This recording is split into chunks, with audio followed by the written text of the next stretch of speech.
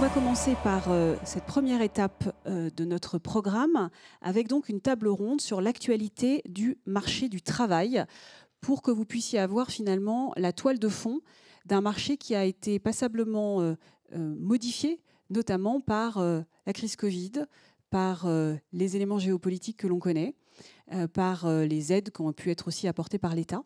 Et donc pour savoir finalement sur quel terrain on joue, je vous remercie d'accueillir et je les invite à me rejoindre sur l'estrade. Donc Jean Pralon, qui est titulaire de la chaire Compétences, Employabilité et Décision RH à l'EM Normandie. Sous vos applaudissements, allons-y. Aline Crépin, qui est présidente du laboratoire de l'égalité. Pierre Lamblin, qui est directeur des études de l'APEC.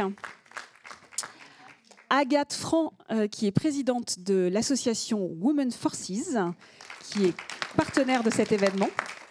Et Madame Véronique Dessène-Torrens, qui est en charge de la diversité des territoires au sein de France Compétences.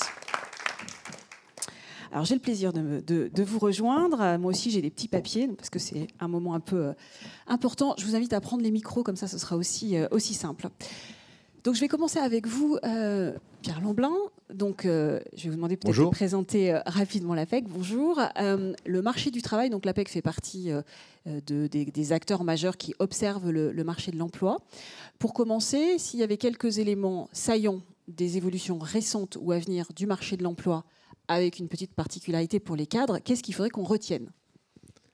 Alors, ça a été rappelé, le marché de l'emploi a souffert de la crise du Covid, bien évidemment, puisqu'il y a eu une baisse des recrutements, quelle que soit la catégorie socio-professionnelle. Et puis, c'est reparti assez rapidement, contrairement aux crises précédentes. On n'était pas du tout sur les mêmes ampleurs. Et on a connu quand même 2 années exceptionnelles pour l'emploi au global, 2022-2023. Voilà. Et 2024, bon, s'annonce un peu moins favorable, on va dire. Je vous renvoie à l'enquête réalisée chaque année par France Travail, à l'enquête besoin de main-d'œuvre, puisque les projets de recrutement reviennent à un niveau qu'on a connu par le passé. Alors ça, c'est au global. S'agissant de l'emploi cadre, on reste quand même sur une dynamique assez favorable, même si on observe un ralentissement par rapport à l'an dernier. On était à plus 7% l'an dernier sur le nombre de cadres recrutés dans le secteur privé. Et là, sur 2024, on serait sur plus 2%. Je rappelle que chaque année, on interroge les entreprises sur leurs prévisions. Donc, ce sont les entreprises qui s'expriment sur ce qu'elles vont réaliser. Et à chaque fois, on compare la prévision par rapport à la réalisation. Et l'an dernier, elles ont recruté beaucoup plus que ce qu'elles avaient prévu. Il faut aussi le noter. Sachant que par ailleurs, on observe une tension sur le marché, une tension de recrutement qui est assez forte. Dit autrement, les entreprises continuent à rencontrer des difficultés pour satisfaire leurs besoins de compétences cadres, compétences qualifiées dans des secteurs très porteurs. Sur 2024, les secteurs les plus porteurs restent quand même les activités informatiques. Je ne vais pas vous noyer de chiffres, mais c'est quand même 72 000 cadres recrutés qui sont recherchés par les entreprises cette année sur les 330 000 dans le secteur privé. Donc c'est important. Et ce n'est pas que des jeunes. Ce sont tous les niveaux d'expérience qui sont recherchés. Majoritairement, le cœur de cible, ce sont les profils ayant entre 1 et 10 ans d'expérience. Voilà. Mais aussi bien les femmes que les hommes, bien évidemment. L'informatique, mais aussi les activités juridiques, comptables, mais aussi d'ingénierie et aussi de conseil. Là aussi, ce sont tout ce qui est juridique, comptable, conseil, sont 32 000 cadres qui sont recherchés cette année encore. Et j'oublie aussi la banque assurance, 45 000 cadres qui sera recherchés cette année, et aussi l'ingénierie R&D. Donc les services sont fortement recruteurs. On peut également citer certaines activités industrielles, puisque l'industrie n'est pas en reste. On parle de réindustrialisation en France. Bon, ça a déjà commencé et l'industrie a beaucoup recruté en 2023. Ça va continuer à l'être en 2024, notamment dans certaines régions, portées par des secteurs comme l'aéronautique, mais aussi le naval, je pense au Pays de Loire, mais aussi l'aéronautique en Occitanie, autour de Toulouse, ou encore des activités industrielles en Europe, puisque ce sont les 3 régions qui sont plutôt bien orientées pour 2024. Bon, bien sûr, je n'oublie pas l'Île-de-France. L'Île-de-France, c'est un bassin qui compte pour un recrutement sur 2 dans le secteur privé. Ça a toujours été, et ça reste quand même très concentré en Île-de-France. C'est 40% des effectifs cadres qui sont en Île-de-France, et un recrutement sur 2. Dire aussi que ce sont 3 grandes fonctions qui recrutent les compétences cadres. Bien évidemment, l'informatique, au travers des activités numériques, de la data, de la sécurité, pour ne pas dire la cybersécurité. Ce sont des métiers très recherchés, des compétences qui sont très recherchées. Qui plus est, ça va se renforcer avec le développement de l'intelligence artificielle, bien évidemment. Mais aussi la fonction commerciale. Bon an, mal an, on a toujours besoin de commerciaux, c'est encore le cas. Et aussi la fonction études R&D, en lien aussi avec le poids que représente l'ingénierie, mais aussi la recherche et développement en France de partout, aussi bien dans les activités de services, mais aussi dans les activités industrielles. Et par rapport à cela, l'APEC joue un rôle très important en apportant à la fois des informations, des repères, tous nos clients, si je puis dire, qu'elles soient entreprises, que les candidats côté jeunes et côté cadre en poste ou en charge d'emploi. Donc des informations qui sont disponibles sur apec.fr pour savoir ce qu'il en est de tel ou tel métier, au travers des fiches descriptives sur les métiers cadres, mais aussi savoir ce qu'il en est des salaires proposés quand on est en poste dans tel ou tel métier, telle activité, tel secteur, ou encore se projeter à travers un outil qui s'appelle DataCadre sur apec.fr sur les opportunités qui se présentent dans tel ou tel bassin, en faisant une requête sur un métier, et en tâtonnant, on peut regarder ce qui se passe dans un certain nombre de bassins d'emploi.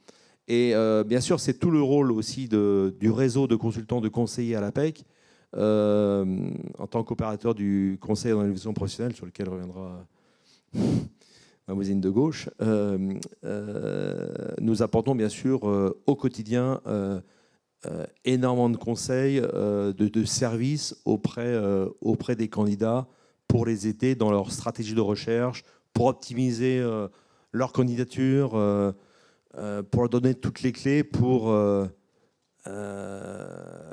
être plus efficace.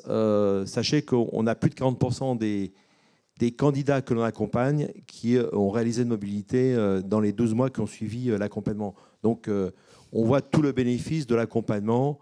Donc là aussi, il ne faut pas hésiter à s'inscrire sur apec.fr, à prendre rendez-vous avec le consultant, à prendre un premier échange téléphonique avec lui, voire le rencontrer dans un rendez-vous en face à face, participer à un atelier ou à un web atelier.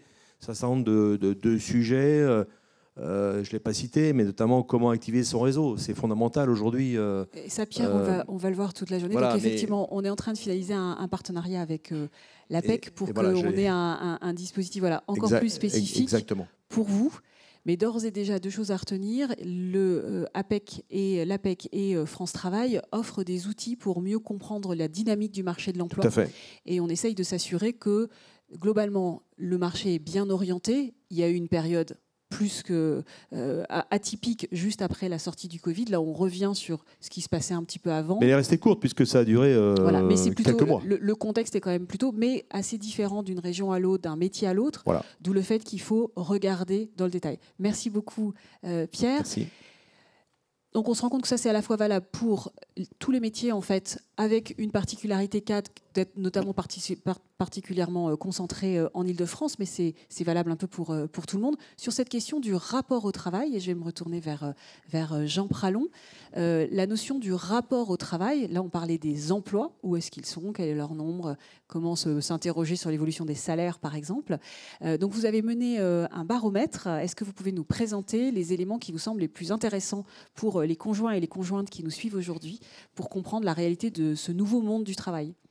Alors ce baromètre, il avait 2 vocations principalement. C'était de faire le lien entre le marché du travail tel qu'on l'imagine d'un point de vue macro Et est-ce qu'effectivement il y a des emplois ou pas? Est-ce qu'il y a des candidats ou pas? Et la réponse est plutôt oui aux deux questions. Donc on est dans un pays où il y a des postes à pourvoir, c'est ce que disait Pierre, et aussi où il y a des candidats. Donc ce niveau macro de la donnée macro est assez facile à résoudre finalement. Le débat, c'est qu'est-ce qui se passe d'un point de vue comportemental. C'est que si on fait un niveau de zoom, beaucoup plus zoom avant, qu'est-ce qu'on peut regarder pour comprendre ce qui fait que certaines personnes restent plus longuement que d'autres en dehors de l'emploi, et comment est-ce que du coup elles perçoivent les comportements qu'elles devraient mettre en œuvre pour aller vers un emploi, et comment est-ce qu'elles perçoivent leur position par rapport à l'emploi. Donc c'est ça qu'on appelle le rapport au travail. Et on l'a caractérisé avec deux dimensions, pour faire très simple. La première, elle est assez factuelle, c'est l'employabilité. Donc c'est la somme des ressources et des compétences dont la personne dispose. Donc on peut compter, calculer, décrire l'employabilité des personnes. On l'a fait sur 200 000 personnes. Donc sur 200 000 personnes, on a des données employabilité. Et l'autre dimension qui est beaucoup plus compliquée à saisir, c'est la représentation que se font les personnes de ce que sera leur avenir, donc leur confiance en l'avenir. Et vous comprenez bien que la dimension employabilité, c'est assez factuel, c'est des compétences, c'est des ressources. Bon. Par contre, la dimension confiance en l'avenir, elle est beaucoup plus imaginaire. Or, justement, ce qu'on a pu montrer, c'est que l'image que je me fais de mon futur professionnel détermine les comportements que je vais avoir. Pour être beaucoup plus concret, j'ai beau être extrêmement compétent et employable, donc j'ai pu avoir été formé, j'ai pu sortir d'un emploi qui m'a apporté des compétences, tout ça. Bon. Si je me représente le fait que mon avenir va être beaucoup plus compliqué que ne l'a été mon passé, pour simplifier, des comportements vont en apparaître, vont se produire. Et ces comportements, je pense que c'est là que vous voulez en venir, ces comportements, ils sont très paradoxaux. Donc je fais un petit focus là-dessus, c'est ça peut-être qui peut être intéressant. En fait, on se rend compte de deux choses. On a des pessimistes et des optimistes, pour simplifier. Des optimistes, c'est des gens qui se disent, grosso modo, quoi qu'il arrive demain, quel que soit le chaos le plus inimaginable pour demain, quel que soit l'avenir le plus compliqué qui puisse se produire, ça ira peut-être très mal pour les autres, mais pour moi, ça ira. Ça, c'est ça l'optimisme dans le rapport au travail. C'est quelqu'un qui se dit, au fond, quoi qu'il arrive, pour moi, ça ira. Et puis, évidemment, il y a des pessimistes qui se disent, demain va être plus compliqué, demain va être beaucoup plus ambigu pour moi, donc je pense que j'aurai moins de chances de tirer mon épingle du jeu que les autres. C'est ça un pessimiste. La différence entre ces deux populations-là, entre les optimistes et les pessimistes, à employabilité égale, bien sûr, d'abord, elle est très factuelle, elle se produit à 39 ans. Donc à 39 ans, on commence à se dire que l'avenir va être plus compliqué que le passé ne l'a été. Alors c'est très jeune, 39 ans, surtout pour nous ici. Donc 39 ans, c'est pas très vieux. Donc c'est pour moi imaginaire, c'est l'idée qu'on se fait du marché du travail. Donc il y a cette croyance que après 39 ans, l'avenir va être compliqué. C'est une croyance, il faut lutter contre cette croyance, bien sûr. Bon. Et ensuite, que font les gens qui sont plutôt optimistes avant 39 ans, donc, et ceux qui sont plutôt pessimistes après 39 ans, encore une fois, à employabilité égale? Les uns qui sont donc plutôt optimistes, ils n'ont aucune crainte envers l'idée de postuler.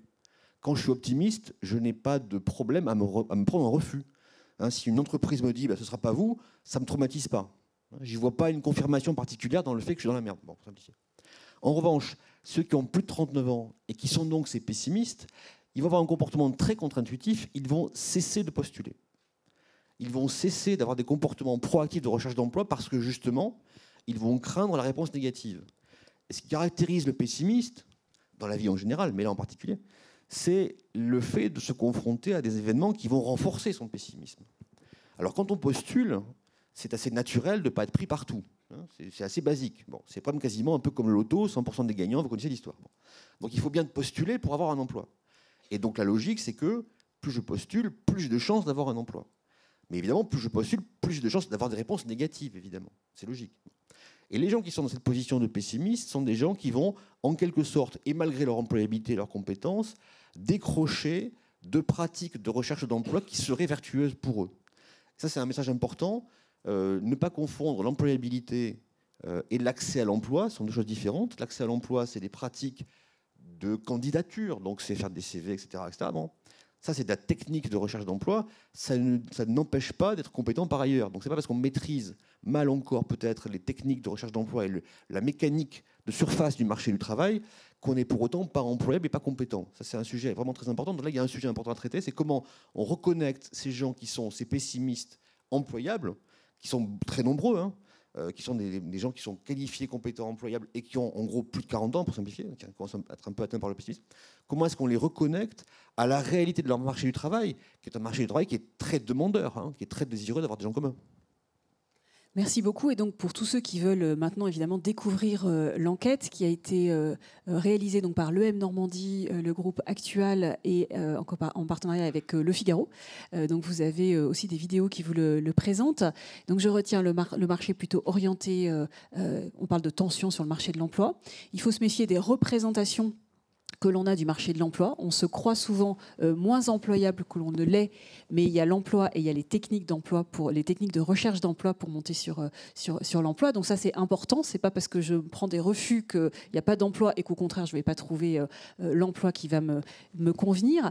Est-ce qu'il y a une particularité pour les femmes ? Évidemment, dans la population des conjoints et des conjointes de militaires, c'est vraiment conjoints et conjointes de militaires. Il y a aussi un grand nombre de conjointes. Aline Crépin, vous êtes présidente du Laboratoire de l'égalité. Est-ce que vous pouvez nous dire qui est donc une association de la 1901 particulièrement orientée sur l'enjeu de l'égalité professionnelle? Alors, est-ce que vous pouvez nous dire quelles sont les grandes tendances ou les points de vigilance que vous observez sur l'emploi des femmes?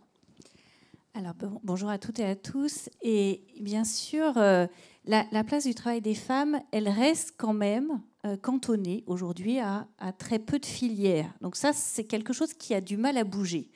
Malgré beaucoup de volontarisme sur la place des femmes dans des filières plus techniques, sur l'informatique dont on parlait tout à l'heure, qui recrute énormément. Force est de constater qu'on est toujours à des plafonds de 17%, 19% dans les écoles, de femmes dans les écoles d'ingénieurs. On a du mal, en fait, à faire sortir les femmes des métiers du soin, de la santé, dans lesquels elles sont traditionnellement un petit peu orientées directement. Ou de la communication, par exemple, ou des RH d'ailleurs, beaucoup de femmes. Mais d'une manière générale, on a toujours du mal à élargir le spectre en fait, de métiers dans lesquels les femmes se sentent légitimes à aller. Et là, je rejoins Jean sur le fait de se dire il y a beaucoup de freins aussi, énormément de freins dans je ne vais pas postuler sur un poste pour lequel je n'ai pas au moins 100%, voire 120% des qualifications. Ça, c'est aussi une tendance de fond qui reste. Je ne vais pas prendre de risque de prendre un refus parce que j'ai peut-être plus de 39 ans, je suis une femme, j'ai peut-être été éloignée du marché de l'emploi pendant un certain nombre d'années pour élever mes enfants. Donc j'ai parfois aussi une vision soit sublimée, soit très négative du marché de l'emploi. Donc je vais m'auto-censurer dans la façon dont je vais postuler, dans la façon dont je vais repérer aussi les offres. Et dans la façon où je vais me projeter par rapport à un métier. Soit je vais me projeter par rapport à un métier que j'ai commencé à exercer au tout début ou pour lequel j'ai eu une formation mais que je n'ai jamais exercé ou très peu. Et le marché de l'emploi va être là, pas forcément en accord avec cette volonté-là. Soit je vais me dire je n'ai aucune compétence. Et donc, il faut que je trouve des emplois très peu qualifiés, alors qu'il y a des possibilités de formation, il y a des possibilités de développement, il y a des possibilités infinies. Donc, d'une manière générale, je trouve qu'il y a quand même encore beaucoup de freins sur le marché du travail des femmes. Il y a cependant quelques éléments, je pense, qui sont favorisants, surtout pour des femmes ayant aussi des enfants, parce qu'il y a la question de la maternité aussi qui vient impacter largement le sujet du travail des femmes.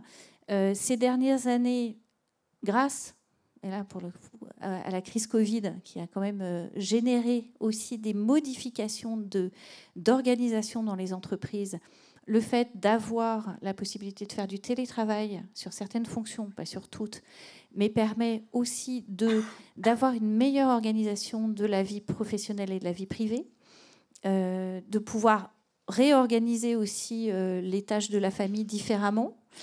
Donc ça, c'est une avancée, je pense, qui est favorable au travail des femmes, alors qui a été parfois défavorable au moment de la crise Covid, quand il fallait gérer à la fois les cours des enfants, sa propre activité professionnelle et le reste. Mais en tout cas, en post-Covid, en situation normale, c'est un élément favorisant. Et c'est un élément qui peut lever un certain nombre de freins, soit des freins de mobilité, soit des freins d'organisation personnelle, et qui, en plus, répond à une autre tendance aussi qui, je l'espère, va continuer à faire avancer le sujet. C'est que dans la plupart des entreprises, la question de l'égalité femmes-hommes est quand même prise en compte de plus en plus.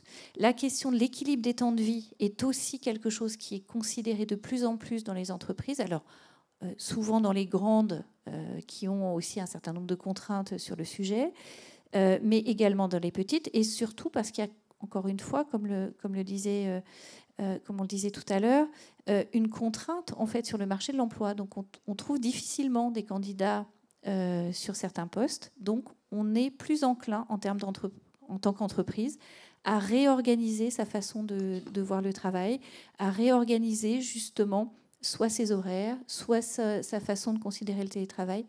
Et donc je pense qu'il y a là aussi des opportunités supplémentaires pour les femmes sur le marché du travail qui n'étaient peut-être pas possibles il y a encore 5 ans ou 10 ans.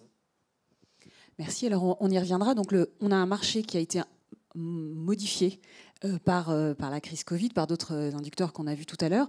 Alors, le marché, il évolue aussi dans son écosystème. Et là, je vais me tourner vers Véronique Descenterins, puisque depuis les dernières années, il y a eu des lois qui ont modifié un certain nombre de droits universels, d'acteurs, qui donc remodèlent aussi les appuis et le contexte dans lequel on cherche de l'emploi. Est-ce que vous pouvez nous expliquer, par exemple, le rôle de France Compétences dans ce nouveau paysage ? Oui, tout à fait. Donc, France Compétences, c'est un établissement public qui a été créé en 2019 et qui a pour mission de rassembler les financements, les contributions des entreprises sur la formation professionnelle et l'apprentissage pour ensuite les redistribuer sur des dispositifs de formation et d'accompagnement. Donc la mission principale, c'est une mission de financement. Et il y a aussi, par ailleurs, je vais moins en parler, mais une mission de régulation du marché de la formation également, et notamment d'enregistrement des certifications avec des modalités qui ont été refondues et réorganisées pour qu'elles soient homogènes, quelles que soient les certifications. Sur la partie évolution des droits, ce qui est un des éléments majeurs de la loi de 2018 qui a créé France Compétences et qui a du coup fait évoluer un certain nombre de choses, c'est l'ouverture très très large de ce que vous connaissez sans doute, le fameux Mon compte formation, qui aujourd'hui a une application, et donc toute personne, tout actif, quel que soit son statut, il peut aller chercher une formation sur Mon compte formation parce qu'il a un compte qui se crédite à mesure qu'il travaille. Et donc ça, c'était un des enjeux très très forts, ce qu'on appelle dans le jargon, on dit ça, désintermédier, c'est-à-dire que les personnes puissent y aller et puissent trouver la formation. Alors évidemment, toutes les formations ne sont pas éligibles, il y a un certain nombre de règles, etc. Mais c'est quand même un développement très très fort. Et depuis l'ouverture de Mon compte formation, je crois que les communications larges, c'est dire plus de 7 millions de CPF, de formations qui ont été mobilisées à travers l'application. Après, il y a d'autres dispositifs qui, pour toute personne qui veut se reconvertir, qui existent. Je crois que vous en parlerez encore cet après-midi, qui ont été un peu remodelés également avec la loi de 2018 et qui permettent de financer aussi non seulement la partie pédagogique, donc on finance l'organisme de formation qui va délivrer la formation, mais aussi la partie, le temps qu'on y passe. Et donc il y a des enjeux de prise en charge, de rémunération notamment. Donc avec le projet de transition professionnelle, c'est ce qui vous sera présenté, je crois, cet après-midi. Je sème les graines. Il y a aussi d'autres dispositifs qui existent. Ce sur quoi je voulais insister surtout aujourd'hui pour les conjoints de militaires, et ce sur quoi on a un partenariat qui se construit et qui est nouveau avec Défense Mobilité, c'est le service du conseil en évolution professionnelle. Donc c'est un service qui est né en 2014 avec ce nom-là, mais qui rassemble de fait plein de modalités d'accompagnement public qui existaient déjà. L'accompagnement public pour les demandeurs d'emploi, c'était Pôle emploi devenu France Travail. C'est l'APEC qui fait ça depuis des années et qui continue à le faire sous la bannière conseiller en évolution professionnelle. C'est les Cap Emploi aussi pour les personnes qui ont un sujet handicap. Et de fait, la nouveauté en 2014, c'est de dire mais oui, mais il y a peu de choses finalement pour des salariés qui ne seraient pas cadres. Alors, il y a plein d'accompagnements. Des accompagnements privés, il y en a plein. On peut en mobiliser vers son entreprise, par des prestations qu'on finance d'une manière ou d'une autre. Mais là, l'idée, c'est d'avoir un service public qui s'adresse aux salariés, et qu'un salarié qui se pose des questions professionnelles, il a intérêt à aller chercher une réponse professionnelle et pas simplement une discussion rapide avec quelqu'un qui a déjà eu des expériences. Et donc l'idée de ce conseil en évolution professionnelle, c'était qu'il puisse être proposé aussi aux salariés, puisqu'on se pose toujours la question de bouger, de mobilité, etc. Et c'est une question qui prend beaucoup d'ampleur ces dernières années. La nouveauté de la loi de 2018, c'est l'idée d'ouvrir largement ce service.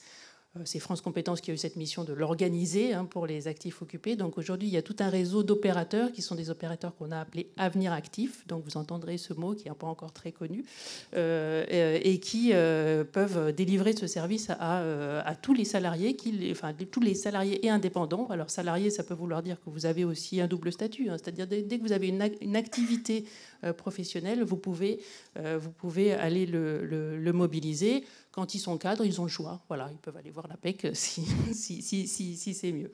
Et en général, il y a des services spécialisés, évidemment.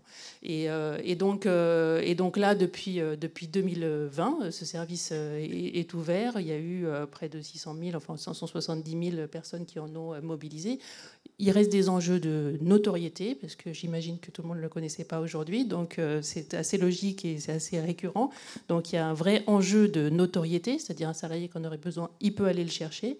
Donc vous aurez tous les éléments cet après-midi sur comment on fait. Il y a un site internet, vous pouvez cliquer, vous arrivez sur votre conseiller, sur votre agence, son numéro, etc.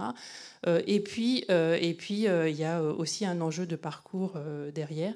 Je voulais juste dire par rapport à ça, pour qu'il y ait un peu d'interaction dans nos échanges, en fait, toutes les études montrent beaucoup de choses, mais que finalement ce temps d'accompagnement, c'est un accompagnement qui permet de recréer de la confiance en soi, pour pouvoir aller faire l'étape d'après. Enfin, il y a plein d'autres enseignements, mais celui-là existe aussi. Et donc, c'est vrai qu'il ne faut pas hésiter, en fait. Voilà. Merci. Donc, un nouveau paysage, orienté plutôt emploi, des nouveaux acteurs qu'il faut saisir, et on verra comment on les attrape et comment on les articule les uns avec les autres. Qu'est-ce que le CEP peut m'apporter? Qu'est-ce que Défense Mobilité peut m'apporter en plus, à côté, avant, après du CEP?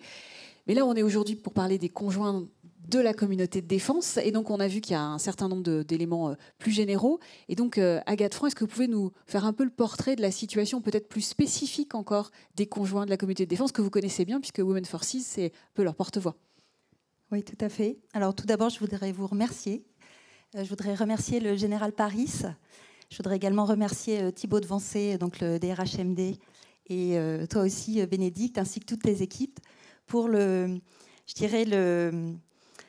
chemin parcouru en fait depuis 2020 sur l'accompagnement de l'emploi des conjoints.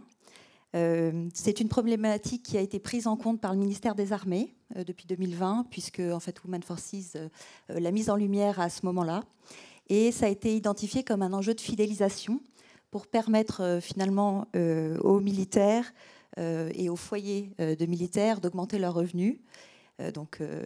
Du coup, une fidélisation accrue, et puis également pour permettre également l'épanouissement des conjoints de militaires quand ils souhaitent travailler. Donc ça fait une base arrière plus forte. Donc le réseau Women Forces, c'est en effet le réseau professionnel des conjoints de militaires. C'est un réseau qui regroupe une communauté de 6000 femmes. Je sais qu'il y en a beaucoup qui sont en ligne aujourd'hui. Et c'est un réseau qui est basé sur l'engagement de 70 bénévoles, que je remercie, parce que l'organisation de cet événement a été soutenue par ces bénévoles qui accueillent notamment auprès de Défense Mobilité dans les régions. C'est également un réseau qui a plusieurs groupes de travail, qui permet d'objectiver la situation des conjoints de militaires. C'est ce qui a été fait en 2020.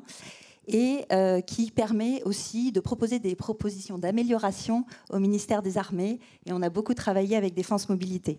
Alors on a 3 missions, je vous présente rapidement. La première mission, c'est aider les femmes de militaires à réaliser les parcours professionnels auxquels elles aspirent, et notamment à leur donner cette confiance dont vous nous avez parlé, indispensable, parce que vous verrez, les freins sont nombreux. La deuxième mission de Women Forces, c'est sensibiliser le monde des entreprises, les recruteurs, aux grandes qualités que présentent les conjointes de militaires, notamment de nombreuses soft skills qui sont développées grâce à finalement leur expérience de conjointe militaire. Alors je pense à certaines comme la grande adaptabilité, l'engagement, le relationnel. Et puis également, on a remarqué une vraie capacité à résister au stress. On en reparlera aussi. Et puis, c'est aussi certaines compétences qui leur ont été données de développer. Et je pense notamment à la gestion de projet. Quand on déménage moult fois, finalement, on devient un super chef de projet de tout type. Voilà. Donc la troisième mission, c'est faire bouger les lignes politiques et sociales. Et c'est ça dont je vais vous parler, puisque Astrid Brucker vous présentera plus tard l'accompagnement plutôt social, psychologique de Women Forces. Donc faire bouger les lignes politiques et sociales pour que les femmes de militaires bénéficient d'un accès à l'emploi et à une retraite équitable. Aujourd'hui, on observe avec la nouvelle génération de femmes de militaires, la génération qui part en retraite, des situations quelquefois dramatiques avec des femmes qui vivent sous le seuil de pauvreté. Donc en fait, on a observé, puisqu'on connaît très bien finalement notre communauté, de très nombreux freins à l'emploi, des freins qui sont, vous les avez décrits, mais qui sont accentués pour les conjointes de militaires. Je vais vous lire finalement un passage du rapport qu'avait adressé Women Forces en 2020, donc une note qu'on avait nommée note en faveur de l'émancipation économique des femmes de militaires, qui décrit en fait, je dirais assez précisément, ces freins. Donc, d'abord, en introduction, on a remarqué que dans les années 2000, de manière générale, l'activité des femmes avait explosé, je dirais, en France. La biactivité est devenue une réalité avec l'augmentation du prix de l'immobilier, notamment. Dans les armées, c'est un petit peu plus tardivement, c'est plutôt à partir des années 2010. On avait eu un webinaire en 2020 qui s'était attaché à décrire la biactivité pour les conjointes militaires. Donc c'est une réalité qui est arrivée un peu plus tard au ministère des Armées, plus tard dans la communauté de défense. Et donc on observe aujourd'hui finalement des freins qui sont vraiment propres aux conjointes de militaires. Alors le premier frein, c'est une charge mentale accentuée, contraignante professionnellement. Être femme de militaire signifie pour beaucoup assurer seule la vie du foyer pendant les nombreuses et parfois longues absences opérationnelles du militaire, c'est-à-dire assurer l'éducation des enfants, la totalité des tâches domestiques et administratives du foyer. Afin de préserver un certain équilibre familial, malgré l'absence du militaire, la femme de militaire laisse souvent de côté la pleine réalisation d'une carrière, renonçant parfois totalement à travailler ou acceptant des emplois à temps partiel ou souvent sous-qualifiés pour tout concilier. Les conjointes militaires sont ainsi dans une situation d'emploi plus flexible que le reste de la population active employée en France. Donc on observe que la part du temps partiel est significativement plus haute parmi les conjointes militaires. On avait noté à l'époque de la note que 27% des conjointes militaires salariées travaillaient à temps partiel contre 18% des conjoints au sein des ménages français. Cette réalité concerne tous les conjoints, quel que soit leur diplôme, leur classe d'âge et leur catégorie socio-professionnelle. C'est un marqueur fort de la population des conjointes militaires. Donc ça, c'est le premier frein. Deuxième frein, c'est la mobilité géographique, qui est pénalisante professionnellement. Parce que les militaires peuvent être appelés à servir en tout temps et en tout lieu, la mobilité caractérise la condition militaire. Variable selon les armées et le niveau d'emploi du militaire, la mobilité est particulièrement élevée pour certains profils, dont les officiers, en raison de l'exigence des parcours qualifiants et d'un souhait de non-personnalisation du commandement. De manière générale, quand le conjoint militaire suit dans la nouvelle affectation, son horizon professionnel est celui du bassin d'emploi et de la durée de l'affectation du militaire, quelquefois très court. Voilà, donc dans ces conditions, les débouchés professionnels pour les femmes de militaires, alors je parle de femmes de militaires parce que je crois qu'on est à 87% des conjoints militaires qui sont des femmes. Bon, la mixité dans les armées, c'est plutôt assez récent, donc là on est encore sur une population très féminine pour les conjoints militaires. Et donc les femmes de militaires, finalement, sont très limitées dans ces bassins d'emploi. D'autant plus que de nombreux employeurs échaudés redoutent d'embaucher un conjoint de militaire et assument même une discrimination à l'embauche. On a observé ça dans certaines villes, je pense notamment à Brest. Et je passe un coucou à certaines du réseau qui se cassent un peu les dents quand elles arrivent en entretien d'embauche parce qu'elles sont reconnues assez rapidement.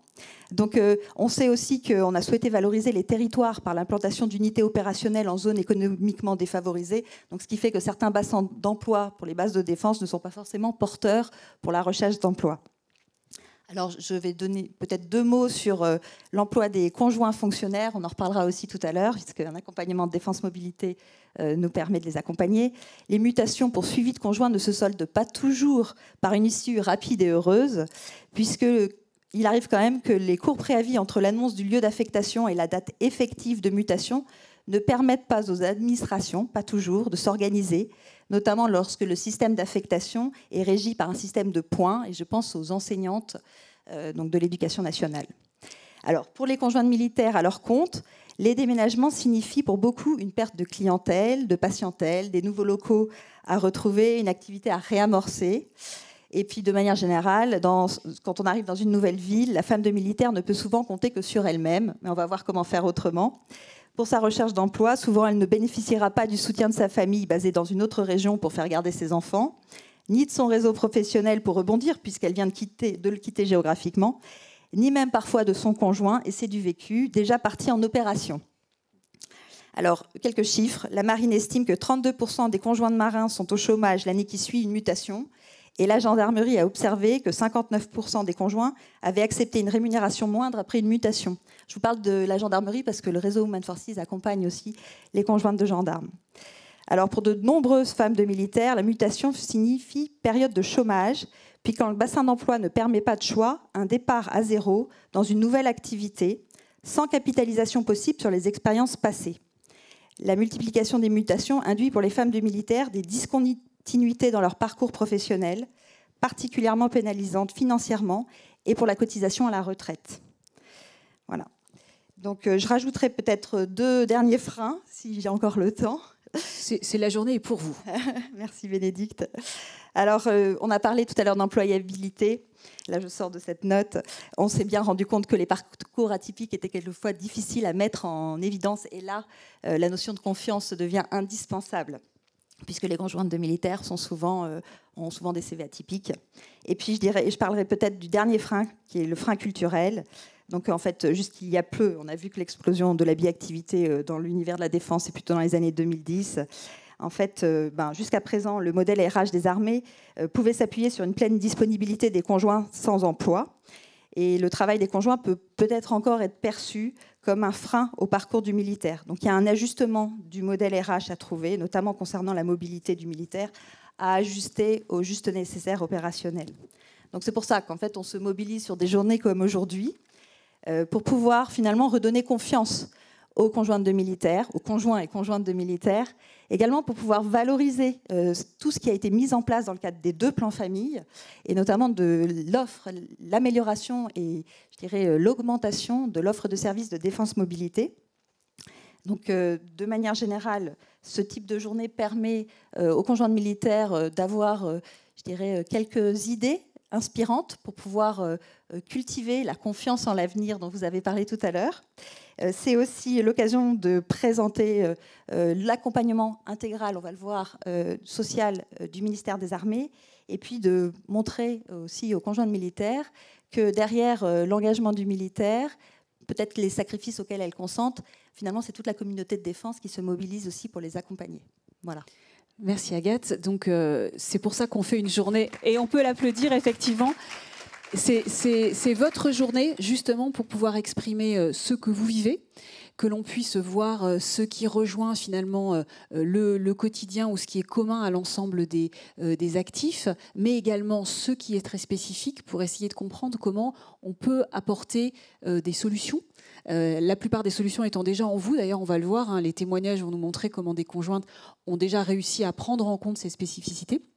Et donc, effectivement, vous l'avez rappelé, Madame la Présidente, chère Agathe, la question des mutations des fonctionnaires, on aura une session tout à l'heure là-dessus, sur la volonté éventuellement de changer de métier, sur la capitalisation, sur le réseautage, parce qu'effectivement, on peut croire qu'à chaque fois, il faut recommencer à zéro, mais je vous invite à suivre la session entre midi et 2, parce que justement, en fait, on a toujours un réseau, mais comment on va le chercher, comment on va l'activer, c'est important. Comment reprendre confiance en soi quand on a été durablement éloigné de l'emploi, ou même quand on a juste l'impression qu'on est éloigné. Donc c'est tout l'enjeu de cette journée, de creuser en fait ce qui existe et ce qui est possible, et de reconnaître la spécificité des conjoints de la communauté de défense dans le rôle qu'ils ont plus généralement au service de notre pays. Comme on parle d'emploi, vous avez tous évoqué cette question de l'évolution des modalités de recrutement. Et j'aimerais bien que vous puissiez me donner votre avis sur la façon dont les pratiques de recrutement ont pu évoluer. Vous êtes tous experts de ces sujets-là parce que vous avez des expériences diverses et variées, notamment même comme recruteur vous-même. Alors, est-ce que vous pouvez me dire ce qui vous semble être les éléments qui ont le plus changé dans la façon de recruter ? Principalement, pas forcément des cadres, des non-cadres. Comment est-ce qu'on recrute maintenant et qu'est-ce qui change? Alors, qui veut commencer? Aline. Alors, il y a un point majeur qui a changé ces dernières années, c'est le recrutement à distance. Donc ça, c'est aussi assez favorisant, je pense, dans le cadre d'une mobilité, puisque avant, il était tout à fait inimaginable de recruter quelqu'un en visio. Il fallait être sur place, il fallait être dans la ville, alors parfois à 9h du matin. Donc si vous étiez à des centaines de kilomètres, il fallait y passer précédemment la veille. Et même pour un premier entretien. Donc ça pouvait être là aussi très déceptif. Et du coup, on se dit, je ne vais pas postuler parce que je ne pourrai pas me déplacer. Donc ça, je pense que ça a été d'ailleurs un des éléments aussi très marquants de la crise Covid, où on a découvert ou redécouvert qu'on pouvait probablement déjà le téléphone marchait, mais qu'en plus en visio, on pouvait aussi commencer à avoir une première relation. Et une première relation pour voir si la personne était conforme en fait en termes de compétences, en termes de savoir-faire, en termes de savoir-être aussi par rapport à ce que l'entreprise recherche. Donc je pense que ça, en tout cas pour les conjoints de la communauté de défense, c'est un point qui est particulièrement facilitant, en tout cas sur les premiers. Alors bien sûr, maintenant, on peut se déplacer, on peut voir, etc. Mais il y a au moment de la crise Covid, on a pu recruter complètement en visio. Et ça peut arriver encore aujourd'hui. Alors les 3 trucs à ne pas faire, parce que si on est recruté en visio, qu'est-ce qu'il ne faut pas faire? Alors, c'est du vécu il y a 15 jours. Surtout ne pas faire la cuisine pendant qu'on est en train d'être interviewé. Parce que Et ça n'était pas un conjoint ou une conjointe de la communauté de défense, probablement? Non, je ne pense pas, je ne sais pas. Mais en tout cas, ça, c'est possible, il faut le savoir. Donc, il faut vraiment être dans de bonnes conditions, se préparer avant, vérifier sa connexion. Être sûr que voilà, tout marche, et ça marche rarement l'informatique du premier coup. Donc il y a toujours un moment où il faut se... Mais comme j'ai noté la bonne résistance au stress, si jamais il y a un problème informatique, je pense que vous allez pouvoir le surmonter. Mais en tout cas, oui, être vraiment bien dans une bulle, bien dédiée à l'entretien et bien se préparer avant. Merci. Jean Pralon, vous vouliez réagir sur les nouvelles pratiques de recrutement? Alors j'avais 2 remarques, et une qui rejoint ce que tu disais tout à l'heure. Il me semble que globalement, grosso modo, les pratiques de recrutement d'aujourd'hui sont beaucoup plus éthiques, beaucoup plus objectives, beaucoup plus capables de prendre en compte les questions de diversité de genre, etc., qu'elles l'étaient il y a 10 ou 15 ans. Donc je pense que c'est un point extrêmement important. Ce qui rejoint une remarque que je voulais te faire tout à l'heure. Aujourd'hui, sur la question des différences de recrutement homme-femme, au fond, comment tu attribuerais la cause aux pratiques de recrutement et combien à l'auto-élimination de certaines femmes, tu vois? Parce que il me semble qu'aujourd'hui, il y a une question de prise de risque, d'oser de la part de beaucoup de femmes, qui finit par être la prophétie autoréalisatrice dans cette histoire-là. Alors que ce que j'observe dans les pratiques de recrutement, que j'ai parfois un peu sous les yeux ou sous le nez, comme tu sais, je n'ai jamais vu un recruteur, y compris à la machine à café, y compris dans les situations les plus où il y a le moins de contrôle de sa parole, me dire mais c'est une femme, je ne la prends pas. Jamais une personne ne me dira ça. Et je pense qu'une personne ne le pense plus beaucoup aujourd'hui. Voilà. Donc du côté des praticiens du recrutement, des experts du recrutement, je pense que la compétence a considérablement évolué et que ces questions-là sont assez admises. Et mon deuxième point, après je te laisse prendre la parole, je pense que le gap aujourd'hui, il est dans le passage de relais entre le recruteur et le manager. C'est-à-dire qu'aujourd'hui, on a des recruteurs qui sont des gens très compétents, très experts, qui sont très avisés de ces questions de discrimination, mais qui vont quand même un jour passer la balle étant le candidat ou la candidate, passer la balle à un décideur qui est un manager, qui lui est beaucoup moins, à mon avis, informé de ces questions-là. Pardon. Et donc, comment on fait? Donc, on fait attention. Le premier point, ça peut être la visio. Donc, bon, je ne fais pas ma cuisine, j'ai noté. Ensuite, je fais attention parce que dans le continuum, je peux avoir un recruteur bien aguerri aux questions de discrimination, mais après, je peux tomber sur un manager qui sera formidable, mais moins expert dans le recrutement. Ça veut dire qu'il faut que je me prépare à chaque étape en disant, attention, la deuxième étape ne ressemblera peut-être pas à la première. Donc, il faut que je m'informe et donc que je travaille avec ceux qui m'accompagnent à préparer ces différentes étapes, c'est ça? Oui, ça veut dire qu'il faut comprendre le rôle du recruteur, soit dans un cabinet, dans ce métier, soit dans une agence d'emploi, soit dans une entreprise. Le recruteur, il a un rôle pivot. Son premier travail, c'est filtrer. Mais après, quand il a fait son travail de filtrage et qu'il a retenu votre candidature, par exemple, son rôle, c'est de la promouvoir à ce moment-là. Donc il change de statut. C'est plus le cerbère qui garde la porte, c'est celui qui va promouvoir cette candidature. Donc il faut l'aider, il faut le prendre comme un relais, comme un coach, comme quelqu'un qui va être capable aussi de trouver les mots pour convaincre ce fameux manager et de l'avoir dans sa poche, quoi. Se servir de lui comme quelqu'un qui va ancrer, amplifier, promouvoir la candidature.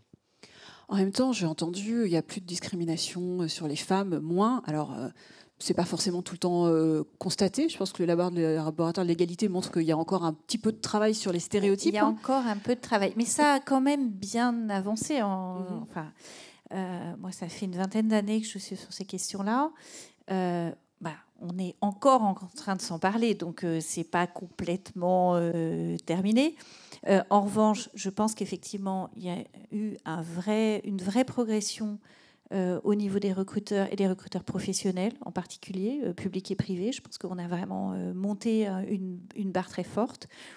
Je pense qu'il y a eu aussi un gros effort de formation des managers, notamment dans les grandes entreprises, puisqu'il y a eu cette prise de conscience du fait que ce n'est pas uniquement les ressources humaines ou les recruteurs spécialisés qui vont résoudre le sujet, mais c'est vraiment dans les équipes, les managers d'équipe, les managers de proximité, c'est là que ça se passe. Donc il y a eu vraiment un effort de formation. Bien entendu, il reste encore des questions qui ne devraient pas être posées en entretien. Lesquelles alors? Lesquelles? Celles qu'on n'a pas le droit de poser. Les enfants, l'âge des enfants, les modes de garde. Est-ce que vous avez des enfants? Vous savez que dans la fonction militaire, souvent on se présente en disant bonjour, je m'appelle, j'ai 3 enfants. Absolument. Et d'ailleurs, est-ce que dans un entretien, on peut dire non, c'est pas la question en fait. Vous n'avez pas à savoir alors combien j'ai d'enfants. Justement, surtout ne le dites pas en fait. Et effectivement, sur un employeur public, la plupart du temps, vous allez donner le nombre d'enfants, l'âge de vos enfants, puisqu'il y a aussi des primes associées qui peuvent être calculées. C'est pas du tout le cas dans le privé. Donc surtout, ne déclinez pas l'ensemble du pédigré de vos enfants, où ils en sont, l'âge qu'ils ont, etc. C'est pas du tout le sujet. En revanche, vous pouvez toujours dire que vous avez des enfants, ça c'est pas. Et comment je réponds si on me dit mais vous êtes bien jeune, vous allez avoir des enfants? Je dis quoi? Qu'est-ce qui est légal? Qu'est-ce qu'on a le droit de me demander? C'est totalement illégal. Normalement, on va pas. Alors je dis quoi alors? Je dis ce n'est pas le sujet et on repointe sur le pourquoi on est là, quelles sont les compétences qu'on a pour ce poste. La question de la maternité, effectivement, ça arrive dans un nombre de cas très important quand on est une femme, mais pas forcément d'ailleurs, c'est pas forcément un choix. Moi, je sais que j'ai des amis qui ont choisi sur ce genre de questions de dire pas du tout, alors je sais pas, ou alors raconter des choses tout à fait incroyables sur leur vie personnelle, la vie de leur conjoint, enfin, ou l'impossibilité pour leur conjoint de faire des enfants, par exemple. Enfin, légalement, on a le droit de mentir, en fait. Sur un CV, c'est-à-dire que si on demande, en tout cas la loi dit, si je dis quelque chose sur un CV et que mon employeur ne l'a pas vérifié ou que ce n'est pas incompatible avec mon activité, j'ai parfaitement le droit. Si on me dit est-ce que vous voulez des enfants, de dire non alors que je veux oui. En plus, on peut très bien ne pas en vouloir à l'instant T, en vouloir 2 ans après, 3 ans après. Donc on n'est pas obligé de répondre à ces questions. Donc justement, on a des commentaires et je vous remercie de nous les transmettre en disant mais alors si on me dit mais vous avec votre CV à trous, vous êtes conjoint de quoi, de militaire, alors vous avez 7 enfants ou vous êtes parti dans 2 jours ou voilà. Qu'est-ce que j'ai le droit de répondre? Non, ça n'arrive jamais, mais au cas où par exemple.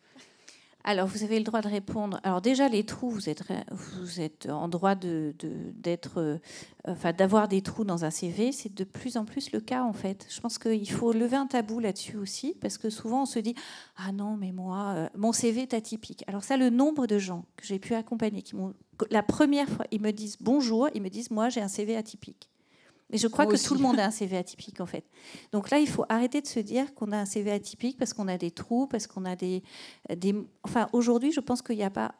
il y a une fraction très, très faible, en fait, de la population qui travaille, qui n'a pas de trou dans son CV, soit parce qu'elle a été malade à un moment, soit parce qu'elle a été entre deux emplois, soit parce qu'elle a fait une reconversion, soit parce que... Enfin, le CV linéaire de 30 ans dans une entreprise, la même, ou même avec...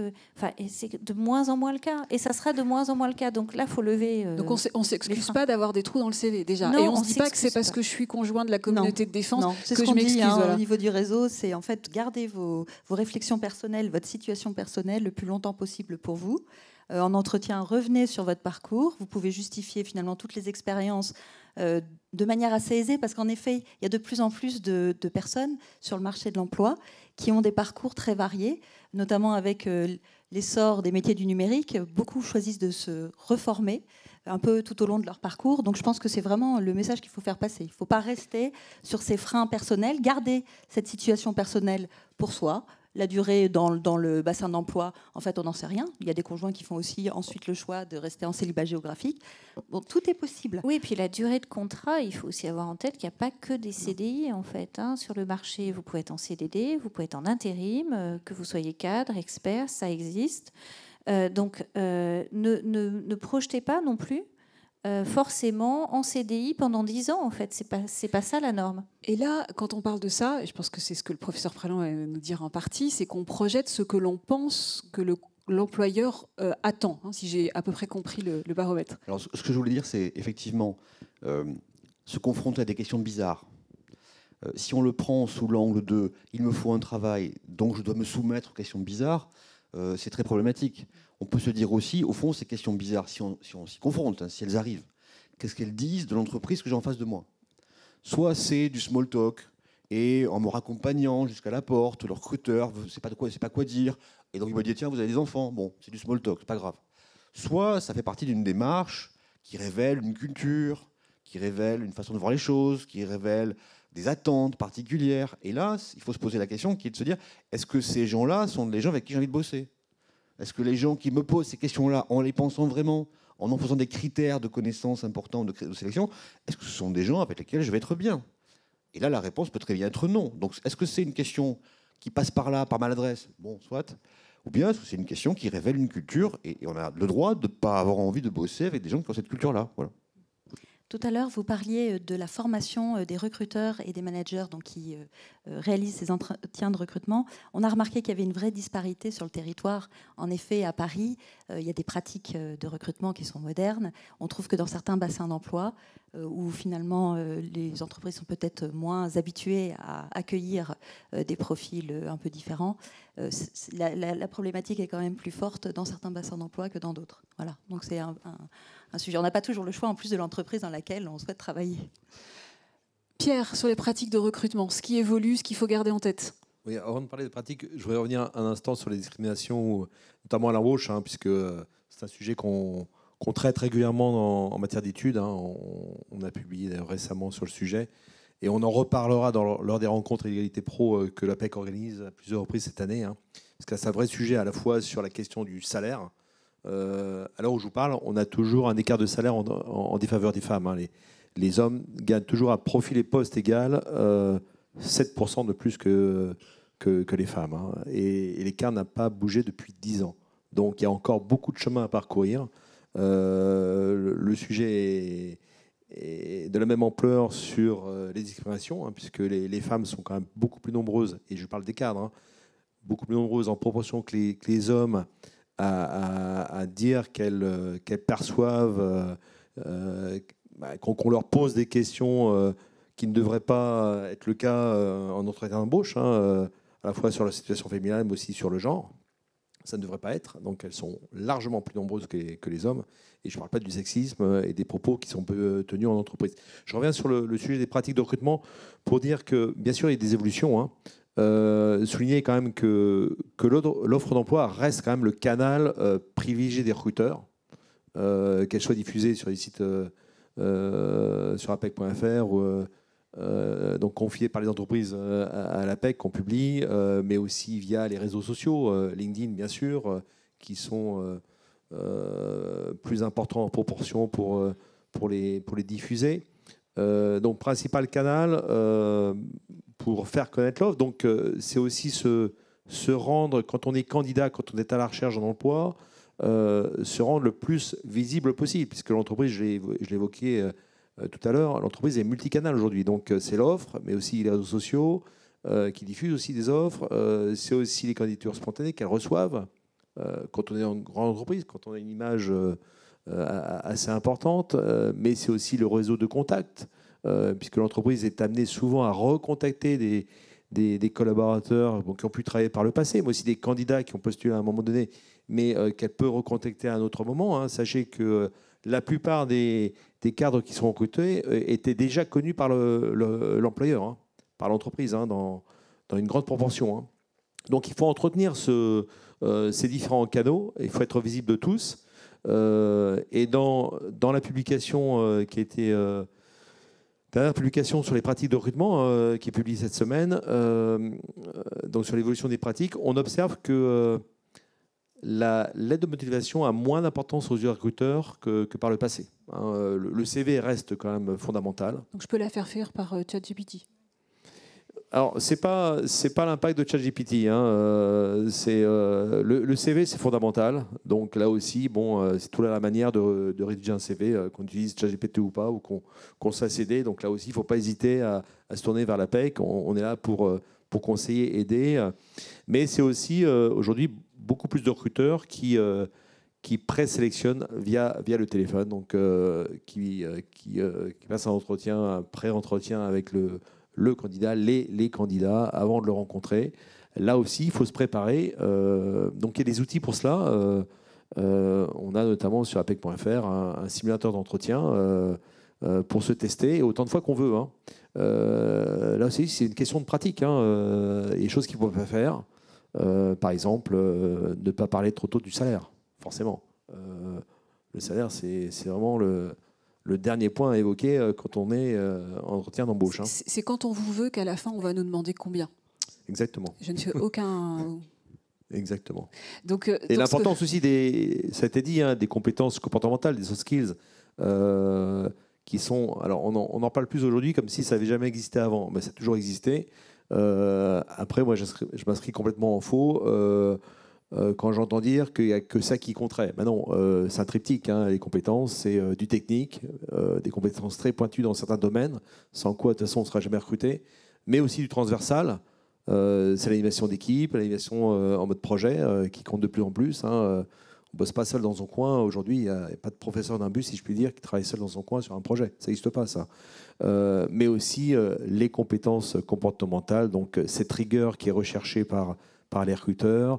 Mais c'est quoi ces compétences comportementales? Une fois qu'on dit c'est la rigueur, l'écoute, l'esprit d'équipe, le relationnel, ça a été dit. Non, mais ça, c'est les women sources, en fait. La curiosité, être force de proposition, donc contribuer à innover d'une certaine façon. Quand on dit voilà. Et être disponible. Alors ça veut dire quoi la disponibilité? Parce que c'est souvent le côté c'est engagé plus que des horaires. Alors l'investissement, l'engagement, ça peut se retrouver là-dedans, mais si on se destine vers une fonction qui est plus d'encadrement de projet ou managérial, si on n'est pas à l'écoute, si on n'est pas disponible, on a tout faux.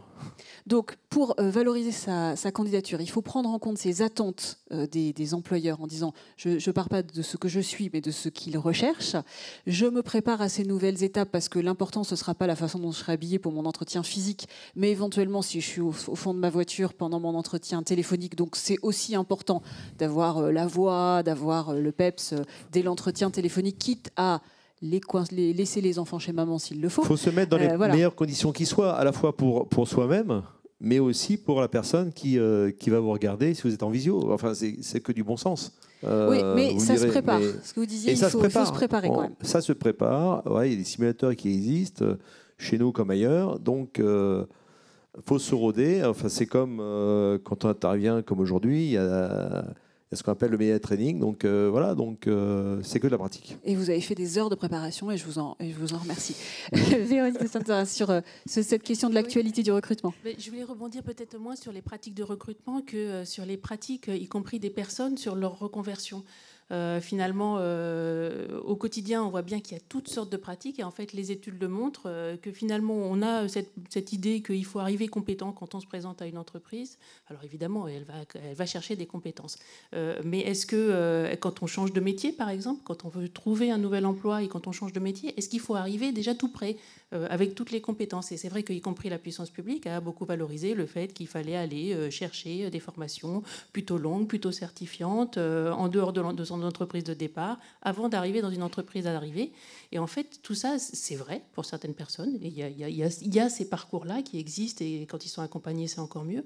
Mais il y a plein d'autres types de parcours. Des personnes qui peuvent arriver dans l'entreprise et c'est là qu'elles vont se reconvertir ou c'est là qu'elles vont acquérir les compétences complémentaires qui sont nécessaires pour occuper à plein un poste. Mais on peut occuper un poste pas tout à fait à plein au départ et évoluer. Enfin, c'est des sujets d'insertion, d'intégration, etc.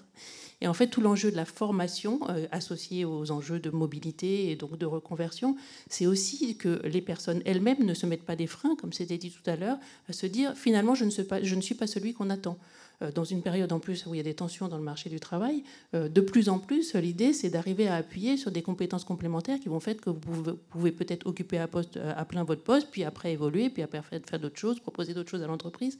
Mais l'enjeu c'est de faire comprendre à chacun dans son propre parcours que finalement il en existe plein des parcours possibles. Et là aussi, dans l'accompagnement, c'est important parce qu'on voit bien qu'il y a ceux qui ne se posent pas cette question. Et finalement, ça permet d'avancer, de convaincre, etc. Et il y a tous ceux qui sont plutôt rationnels, très réfléchis, ou je ne sais trop comment le dire, les études le disent mieux que moi, finalement, qui s'empêchent de faire ce pas d'après. Et donc, il y a un enjeu de confiance. La question du pas d'après, dans un parcours de reconversion ou même d'évolution professionnelle, il est extrêmement important. Et en discuter, c'est utile.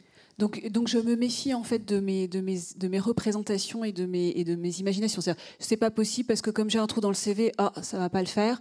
C'est pas un métier qui me convient parce que je suis une femme, alors bon voilà, ou je suis un homme et je veux aller dans un métier plutôt genré. Je pense que j'ai pas la formation longue. Alors si j'ai pas la formation longue, j'y arrive pas. Les études disaient qu'un homme à 70% il va sur le poste, non à 30% il y va, une femme à 70% elle y va toujours pas.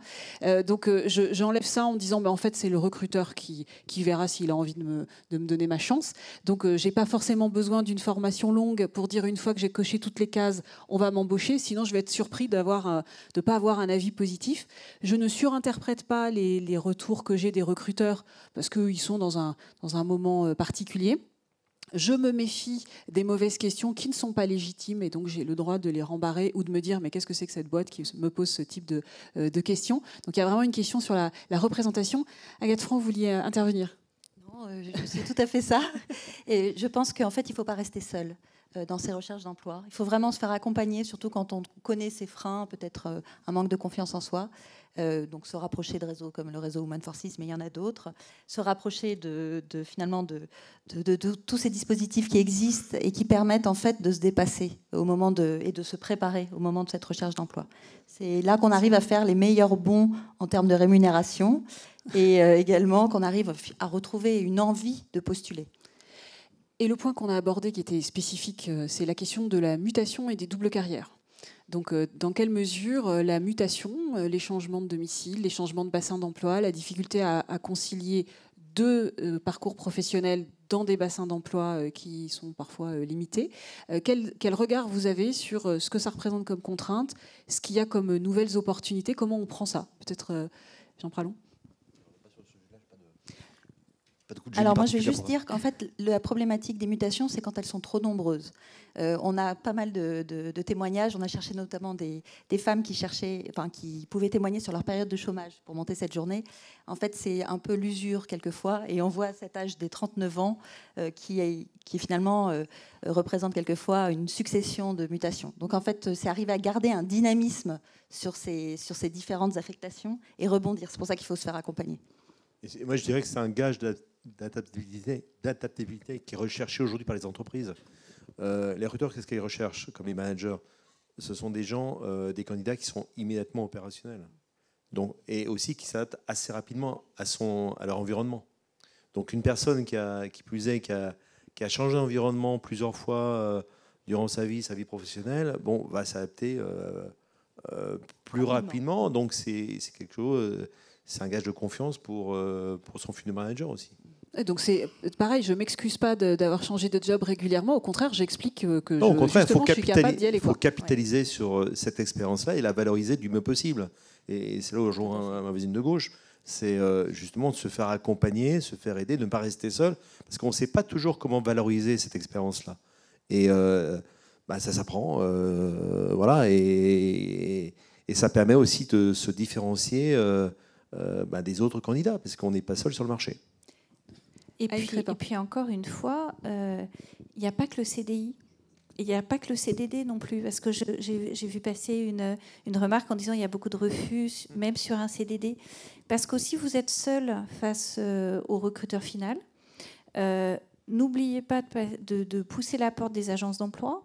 Il y a ce qu'on appelait les agences d'intérim. Ce qu'on appelait les agences d'intérim, qui s'appellent maintenant des agences d'emploi plus largement, puisque effectivement, ça peut être pour des missions d'intérim qui peuvent tout à fait permettre, justement, quand on vient de faire une reconversion, de commencer à faire ses premières armes en intérim pour pouvoir consolider ses compétences et avoir quelque chose d'autre à vendre derrière.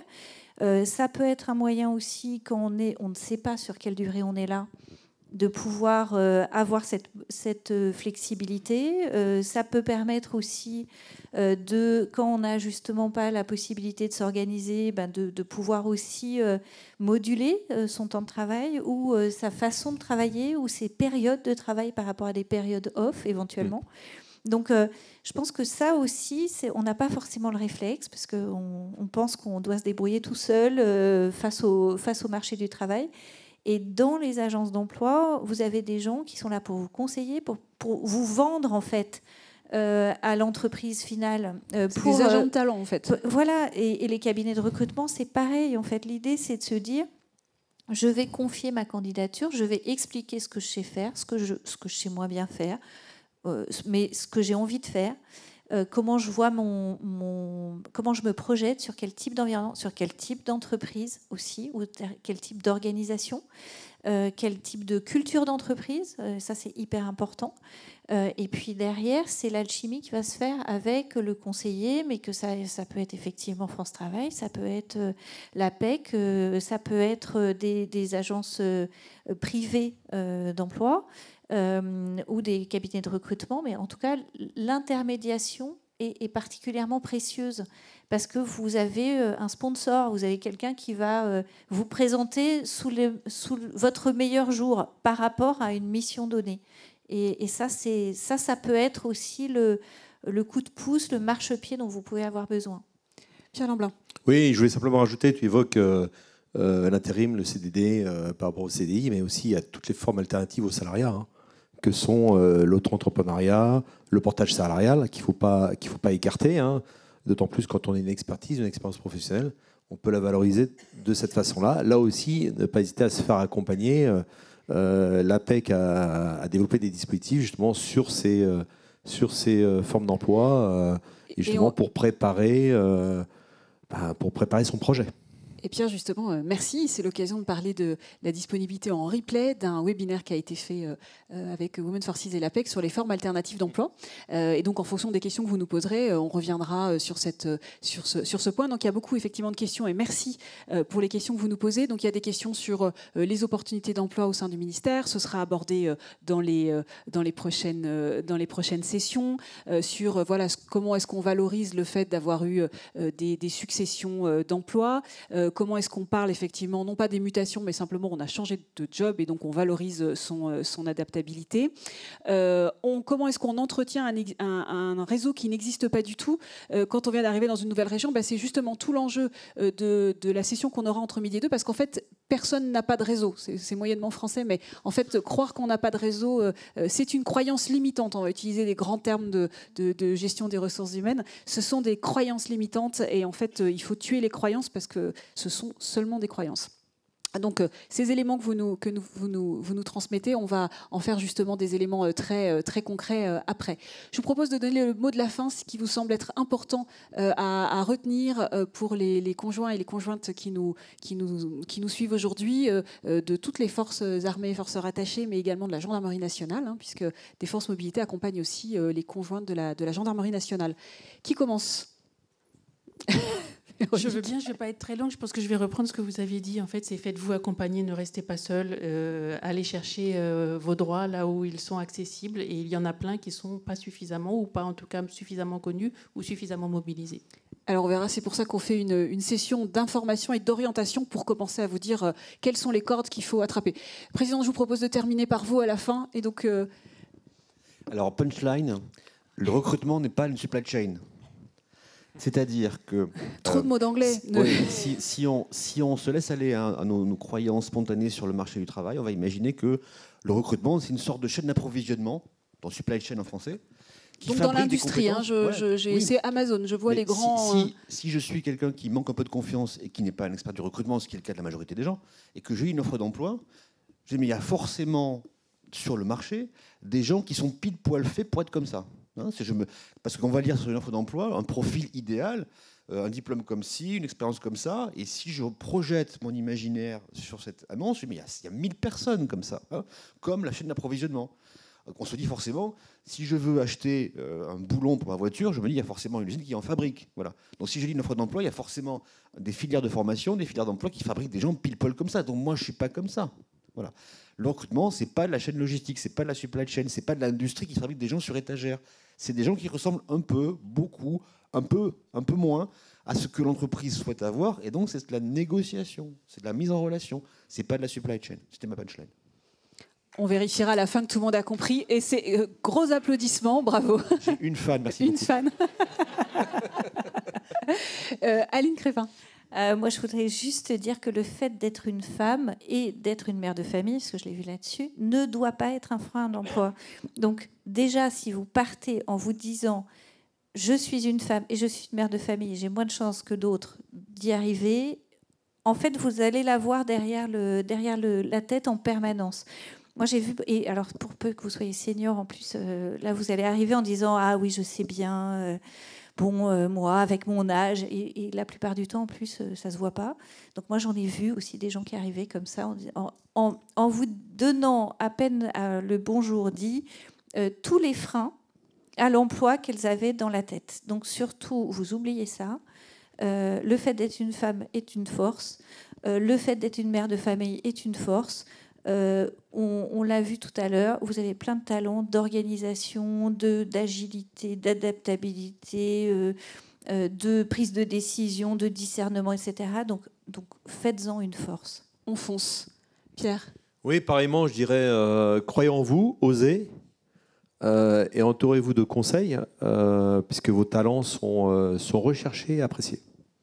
Merci. Et le mot de la fin. Je pense que tout a été dit. Alors d'abord, cultivez votre envie. De quoi avez-vous envie ? Quand vous arrivez dans une nouvelle ville, finalement, quelles sont les boîtes autour de vous dans lesquelles vous avez envie de travailler ? Il y en a forcément une. Qu'est-ce que vous avez envie d'y faire ? Donc ça, c'est d'abord cultiver votre envie. Parce que c'est plus facile. Pour se vendre, il faut se vendre. Il faut oser, c'est ce que vous dites. Il faut de l'audace, il faut se vendre. Vous avez de la valeur. Et je pense que c'est vraiment ce qu'il faut que chaque conjointe de militaire se dise. Il faut arriver à trouver dans votre parcours ce qui fait votre valeur et ce qui va intéresser l'entreprise que vous ciblez. Voilà, c'est le mot de la fin. Et merci. Merci. Écoutez, merci à toutes et à tous pour votre contribution, pour éclairer justement, donner une petite boussole de l'emploi. Et puis maintenant, on va passer aux périodes très pratiques. Et donc, s'il y a encore un jingle, on le met. Sinon, sous vos applaudissements, vous allez pouvoir rejoindre le point.